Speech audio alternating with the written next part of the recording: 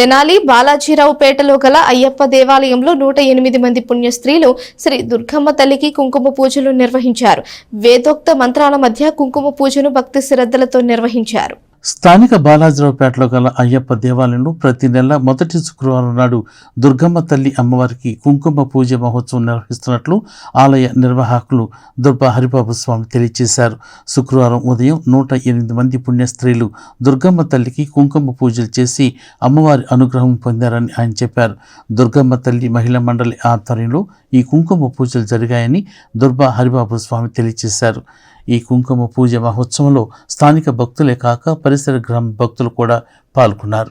ప్రధాన అయ్యప్ప స్వామి దేవాలయంలో ఈ నెల మొదటి వారంగా ప్రతి నెల మొదటి శుక్రవారంగా 108 మంది మహిళా భక్తుల చేత లలితా సహస్రనామ కుంకుమార్చన కార్యక్రమం ఏర్పాటు చేసి వాళ్ళందరూ కూడా భోజన కార్యక్రమం ఏర్పాటు చేశారు. ఇది ప్రారంభం. ఈరోజు సప్తమి శుక్రవారం అత్యంత విశేషమైంది. అందులో చైత్రమాసం విశ్వావసు నామ సంవత్సరంలో ఈ కార్యక్రమం ప్రారంభించారు. ప్రత్యేకంగా దేవస్థానం వారి దుర్గమ్మ తల్లి మహిళా మండలి వారు ఈ కార్యక్రమం ఏర్పాటు చేశారు. 108 మంది కన్నా పైన 150 మంది చక్కగా ఈ కార్యక్రమంలో పాల్గొంటున్నారు.